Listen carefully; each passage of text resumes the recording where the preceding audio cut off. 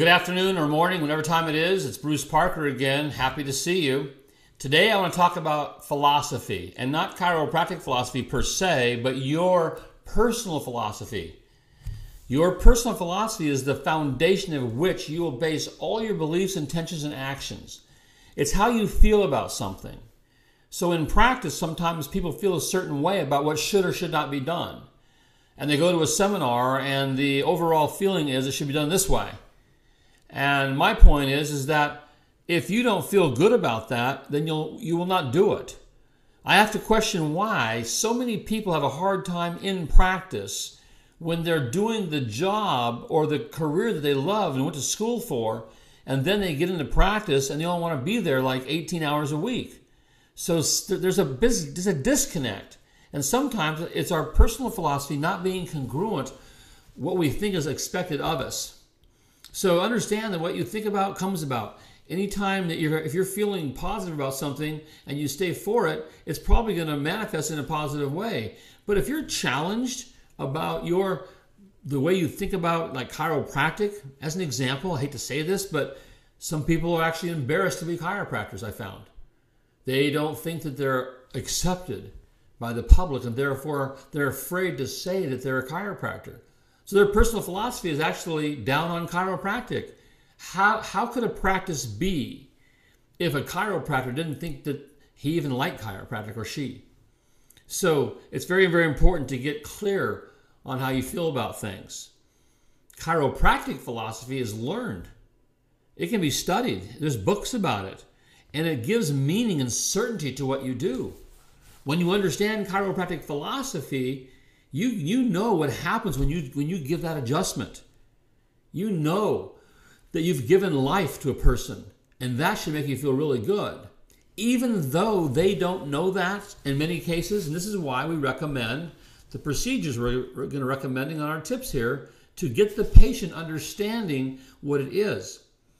I believe it's a mistake to try to make philosophers out of our patients, because I know chiropractors been educated all through college and in practice, and they don't really have good chiropractic philosophy.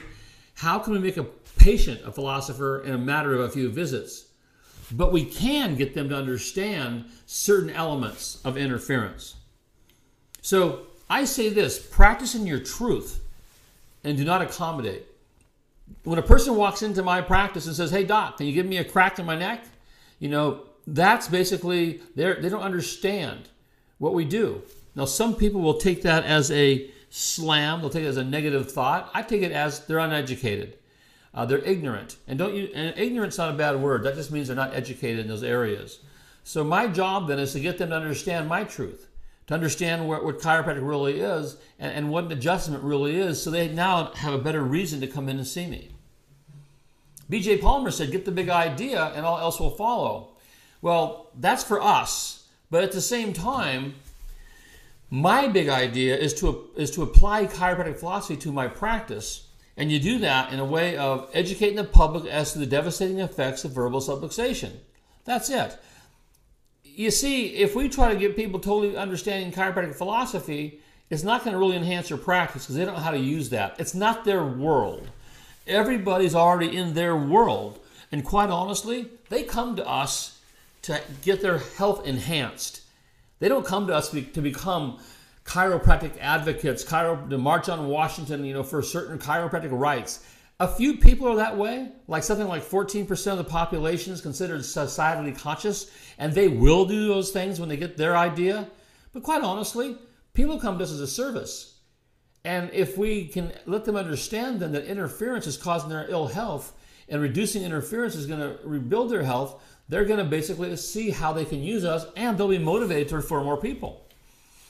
So focus your practice to the detection and correction of verbal subluxation.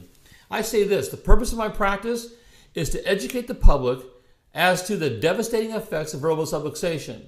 And then my practice is to detect and correct verbal subluxation on those patients. And that's a good thing. So don't be afraid to use the word verbal subluxation, for sure. But I use an alternative word in practice. A few years ago, I discovered this.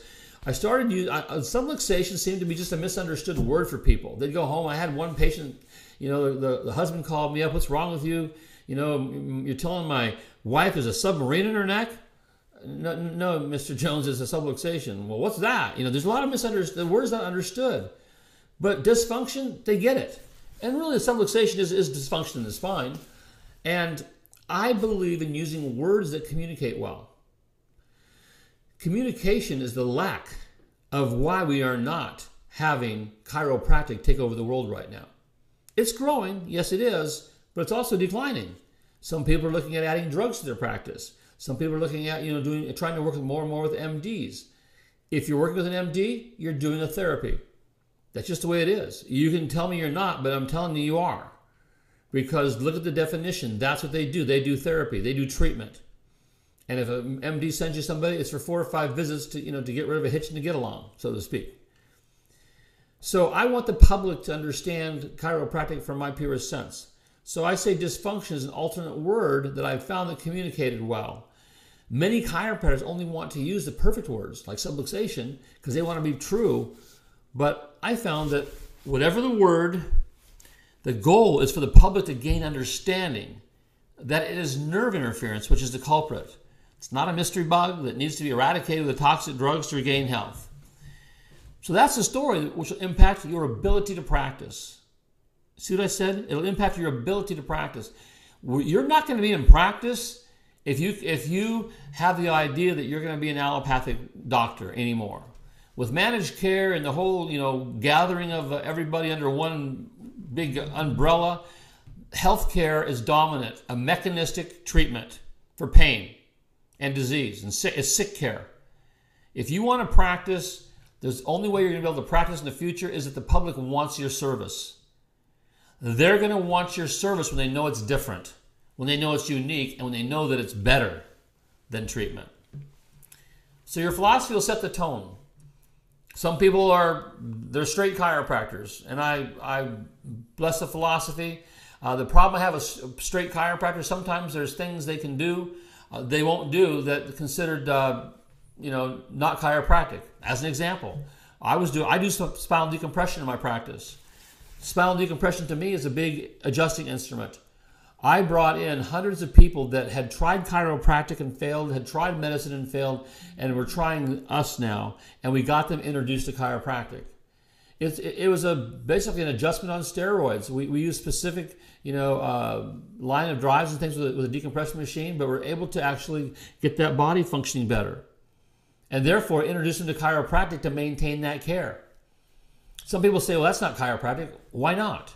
It's adjusting the spine and then getting the thing. And later we're using by hand only. But we got these people that were going to have surgery to be entered into chiropractic. I like that. It's removing interference. To me, that's where I practice. Right in the middle, that's where I practice. I remove interference. Because this last thing about this mixer thing, this straight mixer war to me has done nothing more than divide our profession. It's 2 associations or 3 associations. We can't say this word, you can't say that word. What's that do to the public? Everybody, we're at war with ourselves rather than getting at war with the medical doctors. We're trying to join them at times. Why do that? They're never going to want us. They don't want us. We don't have any benefit for them. We don't sell drugs. And though they're trying to get us to sell drugs, as soon as we do, the profession's over. So get your philosophy clear. That's my message today. I'll see you next time.